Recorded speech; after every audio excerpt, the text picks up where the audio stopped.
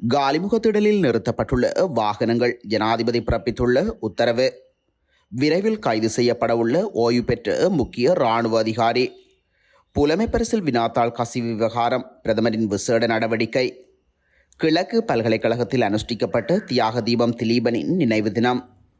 அம்பாறையில் தனித்து போட்டியிட முஸ்லிம் காங்கிரஸ் பரிசீலனை. பொதுத் தேர்தல் தொடர்பாக அதிகாரிகளுடன் விசேட சந்திப்பு தேர்தல் ஆணைக்குழு அறிவிப்பு. சின்னம் தெரிவில் முரண்பாடு தீர்மானமின்றி முடிவடைந்த பொது கட்டமைப்பு பேச்சு. ஞானசார தேரருக்கு எதிரான வழக்கின் தீர்ப்புக்கு திகதி அறிவிப்பு. தினேஷ் குணவர்த்தன தலைமையிலான அணி கதிரை சின்னத்தில் போட்டி. அரசாங்கத்தின் வசமுள்ள சொகுசு வாகனங்களை அத்தியாவசிய சேவைகளுக்கு மாத்திரம் பயன்படுத்துமாறு ஜனாதிபதி அனுரகுமார திசாநாயக்க உரிய அதிகாரிகளுக்கு பணிப்புரை விடுத்துள்ளார். காலிமுகத்திடல் வளாகம் உட்பட பல இடங்களில் நிறுத்தி வைக்கப்பட்டுள்ள வாகனங்கள் தொடர்பில் மேற்கொள்ளப்படும் எதிர்கால நடவடிக்கைகள் குறித்து நேற்று இடம்பெற்ற ஊடகவியலாளர் சந்திப்பிலேயே அவர் இவ்வாறு குறிப்பிட்டுள்ளார். குறித்த சந்திப்பில் கருத்து தெரிவிக்கும் போது ஜனாதிபதியின் பிரத்யேக செயலாளர் ஆனந்த விஜயபால மேற்கண்ட தகவலை தெரிவித்துள்ளார். இது தொடர்பாக அவர் மேலும் தெரிவிக்கையில், கடந்த ஆட்சி காலத்தில் பொதுமக்களின் பணம் வீண் விரயம் செய்யப்பட்ட விதத்தை இந்த இடத்தில் கண்டுகொள்ளக்கூடியதாக உள்ளது. ஜனாதிபதி மாளிகையில் உள்ள வாகன திரைப்படத்தில் அந்த வாகனங்களை நிறுத்த இடவசதி போதுமானதாக இல்லை. காலிமுகத்திடல் வளாகம் உட்பட பல இடங்களில் 107 வாகனங்கள் நிறுத்தப்பட்டுள்ளன.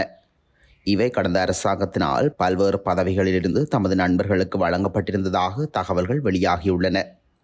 இந்த நாட்டு மக்கள் அன்றாடம் வாழ முடியாத நிலையில் கடந்த 76 வருடங்களாக ஆட்சியில் இருந்த அரசாங்கங்கள் தொடர்ச்சியாக பொதுமக்களின் செல்வங்களை வீணடித்து வருவது மிகவும் வேதனையான நிலையாகும்.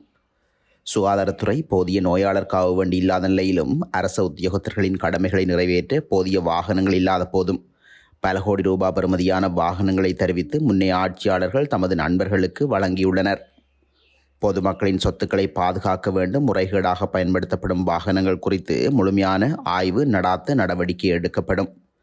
இந்த வாகனங்கள் செயற்றிறனாக மாற்றும் அத்தியாவசியமான சேவைகளுக்கு வழங்க ஜனாதிபதி பணிப்புரை விடுத்துள்ளார். பல்வேறு நிறுவனங்களிலிருந்து பெறப்பட்டு 59 வாகனங்கள் ஜனாதிபதி அலுவலகத்தினூடாக முன்னைய ஆட்சியாளர்களின் நண்பர்களுக்கு வழங்கப்பட்டுள்ளதாக தெரிய வந்துள்ளது. ஓய்வு பெற்ற முக்கிய இராணுவ அதிகாரி ஒருவர் விரைவில் கைது செய்யப்படலாம் என்று உள்ளக தகவல்கள் தெரிவிக்கின்றன. குறித்த இராணுவ அதிகாரி இலங்கையின் ஓய்வு பெற்ற இராணுவத்தினரை ரஷ்ய போர் முனைக்கு அனுப்பும் இடைத்தரகராக செயற்பட்டு அதற்காக பாரிய தொகையொன்றை தரகு பணமாக பெற்றுக்கொண்டுள்ளதாக தெரிய வந்துள்ளது. இதற்காக அவர் பல்வேறு தடவைகள் நேரடியாக ரஷ்யாவுக்கு சென்று ஆட்கடத்தல் நடவடிக்கைகளை ஒருங்கிணைத்துள்ளதாகவும் இலங்கையிலிருந்து அனுப்பப்படும் ஓய்வு பெற்ற இராணுவ அதிகாரிக்கு 25 லட்சம் ரூபாய் வீதம் குறித்த இராணுவ அதிகாரிக்கு தரகு பணமாக கிடைக்கப்பெற்றுள்ளதாகவும் விசாரணைகளில் அறிய முடிகின்றது. இலங்கையின் முக்கிய தனியார் பாதுகாப்பு நிறுவனம் ஒன்றின் பெயரில் ரஷ்யாவில் முகாம் ஒன்று பராமரிக்கப்பட்டு வருவதுடன் இலங்கையிலிருந்து அனுப்பப்படும் இராணுவத்தினர் அங்கு ஒரு வார கால பயிற்சியின் பின்னர் ரஷ்யாவின் போர் முனைக்கு அனுப்பப்பட்டு வருவதாகவும் மேலதிக தகவல்கள் தெரிவிக்கின்றமை குறிப்பிடத்தக்கது. புலமைப்பரிசில் கசிவு தொடர்பான முழுமையான விசாரணை அறிக்கையை தயாரிக்குமாறு பிரதமர் ஹரணி அமரசூரிய கல்வி அமைச்சின் அதிகாரிகளுக்கு பணித்துள்ளார். சுதந்திரமான நிபுணர்களின் பங்களிப்புடன் விசாரணை நடாத்தப்பட வேண்டும் என்றும் பிரதமர் பணித்துள்ளார். புலமைப்பரிசில் வினாத்தாள்கள் வெளியிடப்பட்டமையினால் சிறுவர்களுக்கு இழைக்கப்பட்ட அநீதிக்கு உடனடியாக நீதி வழங்கப்பட வேண்டும் என கல்வி அமைச்சின் அனைத்து துணைக்கள அதிகாரிகளுடன் நேற்று காலை இடம்பெற்ற கலந்துரையாடலின் போதே பிரதமர் இதனை தெரிவித்துள்ளார். பாடசாலை கல்வியின் மேம்பாடு தற்போது அரசாங்கத்தின் முக்கிய நேரங்களில் ஒன்றாக இருப்பதாகவும் புதிய அரசாங்கத்தின் கீழ் கல்விக்காக அதிக ஒதுக்கீடுகளை ஒதுக்க முடிவு செய்துள்ளதாகவும் பிரதமர் குறிப்பிட்டுள்ளார். கிழக்கு பல்கலைக்கழகத்தில் தியாக தீபம் திலீபனின் 37வது ஆண்டு நினைவேந்தல் நிகழ்வு அமைதியான முறையில் அனுஷ்டிக்கப்பட்டுள்ளது. தமிழர் தாயகத்தில் வலிந்து போரை திணித்துக் கொண்டிருந்த இந்திய இராணுவத்திற்கு ஸ்ரீலங்கா அரசுக்கும் எதிராக 5 அம்ச கோரிக்கைகளை முன்வைத்து உண்ணாநோன்பிருந்து தன்னுயிர் நீத்த மருத்துவ மாணவனும் போராளியுமான தியாக தீபம் திலீபனின் நினைவேந்தல் நிகழ்வுகள் யாழ்ப்பாண பல்கலைக்கழகத்திலும் கடந்த வியாழக்கிழமை முன்னெடுக்கப்பட்டிருந்தது. யாழ்ப்பாண பல்கலைக்கழக மாணவர் ஒன்றியத்தின் ஒருங்கிணைப்பில் இவ்வாண்டும் மாணவர்கள், விரிவுரையாளர்கள், பேராசிரியர்கள், கல்விசாரா ஊழியர்கள் உள்ளிட்ட பல்கலைக்கழக சமூகத்தினரால் உணர்வெழுச்சியுடன் காந்தி தேசத்திற்கே அஹிம்சையை போதித்த தியாக தீபம் திலீபனின் நினைவேந்தல் முன்னெடுக்கப்பட்டுள்ளமை குறிப்பிடத்தக்கது. எதிர்வரும் பொது தேர்தலில் அம்பாறை மாவட்டத்தில் தனித்து போட்டியிடுவது குறித்து முஸ்லிம் காங்கிரஸ் கவனம் செலுத்தியுள்ளது. எதிர்வரும் பொது தேர்தலின் போது ஸ்ரீலங்கா முஸ்லிம் காங்கிரஸ் ஐக்கிய மக்கள் சக்தியின் கூட்டணியில் இணைந்தே தேர்தலை சந்திக்க உள்ளது.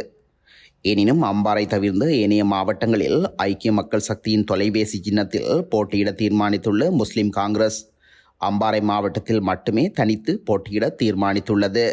பொதுத் தேர்தல் தொடர்பில் சகல மாவட்ட அலுவலகங்களிலும் உள்ள தேர்தல் உதவி ஆணையாளர்கள், பிரதி ஆணையாளர்கள் மற்றும் சகல தெரிவத்தாட்சி அதிகாரிகளுடனான விசேட சந்திப்பு இடம்பெற உள்ளதாக தெரிவிக்கப்பட்டுள்ளது. குறித்த சந்திப்பானது எதிர்வரும் சனிக்கிழமை தேர்தல் செயலாளர் அலுவலகத்தில் இடம்பெற உள்ளதாக தேர்தல்கள் ஆணைக்குழுவின் தலைவர் RMAL ரத்நாயக்கு தெரிவித்துள்ளார். கடந்த ஜனாதிபதி தேர்தலின் போது கிடைத்த அனுபவம், பிரச்சினைகள் மற்றும் ஏனைய பிரச்சினைகள் தொடர்பில் கலந்துரையாடவும், அடுத்த பொதுத் தேர்தலை வெற்றிகரமாக நடாத்தி நிறைவு செய்வதற்கு ஒழுங்கு விதிகள் குறித்தும் பேச்சுவார்த்தை நடாத்த உள்ளதாகவும் அவர் குறிப்பிட்டுள்ளார். மேலும் தேர்தல் ஒருங்கிணைப்பு செயற்பாடுகள் குறித்து அன்றைய தினம் விசேட பேச்சுவார்த்தை நடாத்தவும் எதிர்பார்த்துள்ளதாக சுட்டிக்காட்டியுள்ளார். இதேவேளை பொதுத் தேர்தலுக்கான தபால் மூல வாக்களிப்பு விண்ணப்பங்கள் செப்டம்பர் 30 முதல் அக்டோபர் 7 வரை ஏற்றுக்கொள்ளப்படும் என தேர்தல்கள் ஆணையாளர் நாயகம் சமன் ஸ்ரீ ரத்நாயக்கு தெரிவித்துள்ளமை குறிப்பிடத்தக்கது. எதிர்வரும் நாடாளுமன்ற தேர்தலில் தமிழ் தேசிய பொது கட்டமைப்பாக போட்டியிடுவது தொடர்பில் அரசியல் கட்சியினருக்கும் சிவில் சமூக பிரதிநிதிகளுக்கும் இடையில் நடைபெற்ற கலந்துரையாடல் இழுபறையில் முடிவு எட்டப்படாமல் முடிவுறுத்தப்பட்டுள்ளது. எதிர்வரும் நாடாளுமன்ற தேர்தலை எதிர்கொள்வது தொடர்பில் தேசிய பொது கூட்டமைப்பில் அங்கம் வகிக்கும் அரசியல் கட்சிகளுக்கும் சிவில் சமூக பிரதிநிதிகளின் கூட்டான தமிழ் மக்கள் பொதுச் சபையினருக்கும் இடையில் கலந்துரையாடல் ஒன்று நேற்று வியாழக்கிழமை யாழ்ப்பாணத்தில் இடம்பெற்றுள்ளது. யாழ்ப்பாணம் தனியார் விருந்தினர் விடுதியில் மேற்படி சந்திப்பு இடம்பெற்றுள்ளது. இந்த சந்திப்பில் தமிழ் தேசிய கட்டமைப்பில் அங்கம் வகிக்கும் அரசியல் கட்சிகளான புளொட் அமைப்பின் தலைவரும் முன்னாள் நாடாளுமன்ற உறுப்பினருமான தர்மலிங்கம் சித்தார்த்தன், EPRLF கட்சியின் தலைவரும் முன்னாள் நாடாளுமன்ற உறுப்பினருமான சுரேஷ் பிரேமச்சந்திரன், டெலோ அமைப்பின் தலைவரும் முன்னாள் நாடாளுமன்ற உறுப்பினருமான செல்வம் அடைக்கலநாதன், டெலோவின் செயலாளரும் முன்னாள் நாடாளுமன்ற உறுப்பினருமான கோவிந்தன் கருணாகரன், டெலோவின் ஊடக பேச்சாளர் சுரேன் குருசாமி, தமிழ் தேசிய கட்சியின் தலைவரும் முன்னாள் நாடாளுமன்ற உறுப்பினருமான N ஸ்ரீகாந்தா, தமிழ் தேசிய கட்சியின் செயலாளரும் முன்னாள் நாடாளுமன்ற உறுப்பினருமான MK சிவாஜிலிங்கம், தமிழ் மக்கள் கூட்டணியின் சார்பில் அதன் மத்திய குழு உறுப்பினர்களான சிவநாதன் மற்றும் பார்த்திபன், ஜனநாயக போராளிகள் கட்சியை பிரதிநிதித்துவப்படுத்தி அதன் தலைவர் வேந்தன், செயலாளர் துளசி ஆகியோரும் சிவில் சமூகங்களை பிரதிநிதித்துவப்படுத்தி நிலாந்தன், ஜசீந்திரா, வசந்தராஜா, ஜாழ் பல்கலைக்கழக அரசறிவியல் துறை தலைவர் பேராசிரியர் KT கணேசலிங்கம் ஆகியோர் கலந்து கொண்டிருந்தனர். பொதுபல சேனாவின் பொதுச் செயலாளர் ஞானசார தேரருக்கு எதிரான வழக்கு ஒன்றின் தீர்ப்புக்கு திகதி குறிக்கப்பட்டுள்ளது. பொதுபல சேனாவின் பொதுச் செயலாளர் ஞானசார தேரர் கடந்த 2016 ஜூலை 26 கொழும்பின் கிருளப்பனையில் அமைந்திருந்த பொதுபல சேனா தலைமையகத்தில் இடம்பெற்ற செய்தியாளர் சந்திப்பில் இஸ்லாம் மார்க்கத்தை அவதூறு செய்யும் வகையில் கருத்துக்களை வெளியிட்டிருந்தார். அதன் மூலம் அவர் மதங்களுக்கு இடையிலான நல்லிணக்கத்தை சீர்குலைக்கும் வகையில் செயற்பட்டதாக தெரிவித்து குற்றவியல் சட்டம் 291 பிரிவின் கீழ் அவருக்கு எதிரான வழக்கொன்றை கொழும்பு குற்றத்தடுப்பு போலீசார் தாக்கல் செய்திருந்தமை குறிப்பிடத்தக்கது. முன்னாள் பிரதமர் தினேஷ் குணவர்த்தன தலைமையிலான அணியினர் எதிர்வரும் பொதுத் தேர்தலில் கதிரை சின்னத்தில் போட்டியிட தயாராகி வருவதாக தெரிய வந்துள்ளது. ஸ்ரீலங்கா பொதுஜன பெரமுன கட்சி சார்பில் கடந்த நாடாளுமன்ற தேர்தலில் தெரிவான எம்பிக்கள் குழு ஒன்று நடந்து முடிந்த ஜனாதிபதி தேர்தலில் ரணில் விக்ரமசிங்கவுக்கு ஆதரவு அளித்திருந்தனர். குறித்த நாடாளுமன்ற உறுப்பினர்கள் குழு தற்போதைக்கு ஒன்றிணைந்து முன்னாள் பிரதமர் தினேஷ் குணவர்த்தன தலைமையில் ஐக்கிய சுதந்திர முன்னணி என்றொரு அரசியல் கட்சியையும் உருவாக்கி கொண்டுள்ளனர். எனினும் குறித்த கட்சிக்கு இதுவரை தேர்தல்கள் ஆணைக்குழுவின் அங்கீகாரம் கிடைக்கவில்லை எனவும் தெரிவிக்கப்படுகின்றது.